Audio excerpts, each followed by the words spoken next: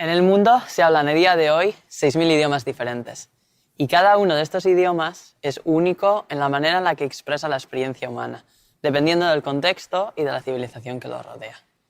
Por ejemplo, los esquimales utilizan 7 términos diferentes para referirse a lo que nosotros conocemos como nieve, porque dentro de su contexto vital es importante poder diferenciar entre estos tipos de precipitaciones. Sin embargo, para los vascos, esa diferenciación no tiene ninguna importancia, porque nosotros rara vez tenemos nieve. Sin embargo, nosotros hemos creado términos diferentes para referirnos a distintos tipos de lluvia, como euría, eurite, zaparrada o sirimiri. Platón, Sócrates, Aristóteles, en su intento por capturar la epistemología del amor, idearon 6 términos para diferenciar los matices entre el amor al prójimo y a uno mismo, a la pareja o a los hijos, entre amigos o hacia Dios. Dicho de otra manera, cada vez que pronunciamos sonidos, articulamos palabras o tejemos frases, estamos mostrando pinceladas de la cultura de la que esas palabras emergieron, mostrando parte de su identidad y abriendo una ventana a esa manera de ver el mundo. De hecho, y en gran medida, la diversidad lingüística no es más que un reflejo de la diversidad humana. Sin embargo, por primera vez en la historia, la cantidad de idiomas que se hablan en el mundo está disminuyendo. Cada semana, alguno de estos lenguajes muere, y se calcula que para dentro de 30 años, la mitad de todos estos idiomas habrán desaparecido. ¿Cómo es posible?, os preguntaréis.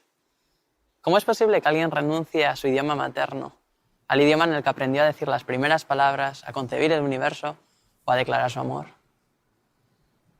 Y la razón es sorprendentemente universal. En Pekín o en Bogotá, en Tarragona o en Nueva York, la razón por la que la gente renuncia a su idioma materno es porque un idioma más poderoso o prestigioso entra en escena y los individuos prefieren que sus hijos e hijas solamente hablen ese idioma a que sean bilingües. Puede parecernos una locura, ¿verdad?, que haya gente que sienta tanto rechazo o rechace tan fervientemente que sus hijos e hijas puedan ser bilingües. Y nos puede parecer aún más locura a vosotros, muchos de los cuales crecisteis hablando catalán, y a mí, que crecí hablando euskera. Pero la verdad es que esta gente no está loca. Hay una razón objetiva por la que sienten tanto rechazo.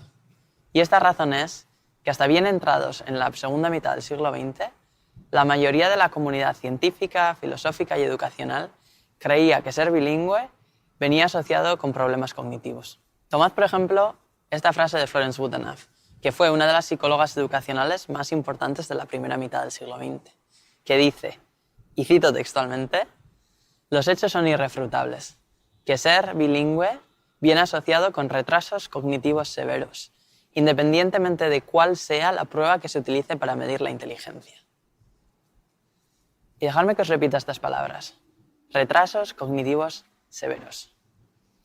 Estas palabras son terriblemente duras y repetidas una y otra vez a lo largo de décadas, acabaron por permear el imaginario colectivo de muchas sociedades. De hecho, seguro que muchos de vosotros también habéis oído la versión más light de esta frase, que es aquella que dice, no le hables en tantos idiomas al niño que lo vas a confundir. Y claro, yo que era una persona bilingüe y no me sentía particularmente confundida, decidí investigar si realmente había razón empírica que apoyase este tipo de argumentos. Y al principio parecía que sí. Al principio, en la segunda mitad del siglo XX, cuando los científicos cognitivos empezaron por primera vez a investigar cómo procesa nuestro cerebro y nuestra mente el lenguaje, descubrieron que había determinadas situaciones en las que los bilingües de hecho partían con desventaja. Por ejemplo, si pedían a una persona monolingüe y a una persona bilingüe que produjesen tantas palabras como pudieran en un espacio de tiempo determinado, encontraron que las personas monolingües de media siempre eran capaces de producir más palabras que los bilingües. No solo eso, sino que también eran capaces de nombrar más términos asociados con un tema determinado, como las frutas o los animales. Y a mayores, las personas bilingües ralentizaban el habla cada vez que les pedían que cambiasen de un idioma a otro. No solo eso, sino que además de ralentizar el habla, requerían el reclutamiento de la corteza prefrontal, que es esta parte frontal del cerebro que está asociada con esfuerzos cognitivos. Por lo tanto, La combinación de estos resultados, que los bilingües fueran más lentos, que cometieran más errores y que reclutasen más a menudo la corteza prefrontal cuando se tenían que comunicar, llevó a la comunidad científica a la conclusión de que, de hecho, era cierto que ser bilingüe era un hecho inherentemente costoso que requería esfuerzos cognitivos constantes. ¿Pero resuena esto con vuestra experiencia? Porque cuando yo empecé a leer esos resultados, yo pensé que no resonaba con la mía.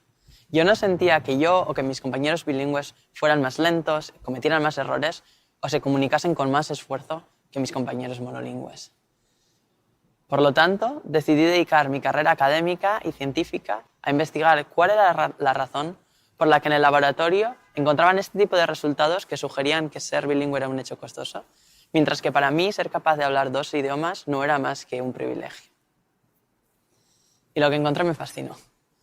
Resulta que los bilingües solo parten en desventaja si son obligados a hablar en un idioma determinado en un momento determinado, mientras que tienen tanta capacidad como los monolingües para comunicarse, independientemente de la medida que se use para medir esa capacidad de comunicación, si se les deja elegir en qué idioma hablar en cada momento.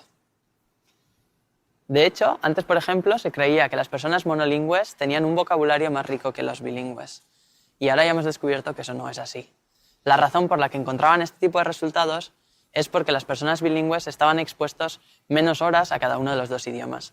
Pero si les dejas suficiente tiempo para que estén expuestos en cada idioma tantas horas como las personas monolingües, su vocabulario se desarrollará en la misma medida. Y es más, si juntas las palabras que las personas bilingües saben en cada uno de los 2 idiomas, su vocabulario es mayor a ese de los monolingües. Por lo tanto, quedó probado que no había una desventaja asociada con ser bilingüe.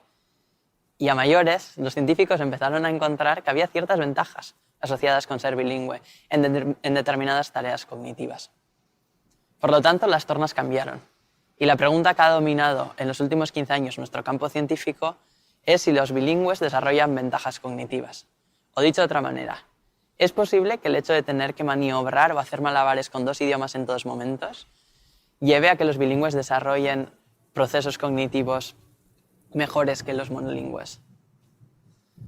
Durante los últimos 15 años ha habido muchas investigaciones en este aspecto, y algunos investigadores en algunos países han encontrado que sí, los bilingües sí que muestran ventajas en estas tareas cognitivas, mientras que otros investigadores en otros países no han encontrado este tipo de ventajas. Por lo que ahora la pregunta se ha refinado, y ya no es si los bilingües tienen ventajas o no tienen ventajas derivadas del hecho de hablar más de un idioma, sino qué tipo de bilingües mostrarán este tipo de ventajas y por qué. Pero la pregunta que yo quiero haceros hoy a vosotros es si la respuesta a esta pregunta científica realmente importa en sociedad. Porque después de haber estudiado durante 10 años en 3 países diferentes la neurobiología del bilingüismo, la conclusión a la que he llegado yo es que la ventaja de ser bilingüe no está ni en los milisegundos de ventaja en la toma de decisiones, ni en la relativa facilidad con la que los bilingües pueden cambiar de una tarea a otra, sino en la capacidad de entender y poder comunicarse con 2 sociedades diferentes y 2 maneras de entender el mundo. De poder escoger diferentes paletas de color para pintar exactamente el significado que buscamos, mostrando en el camino quiénes somos y de dónde venimos. Y creo sinceramente que teniendo la oportunidad de tener una ventana a otra manera de entender el mundo abierta, siempre deberíamos hacer todos nuestros esfuerzos para asegurarnos de que no la cerramos nunca. Muchas gracias. Eskerrik asko. Moltes gràcies.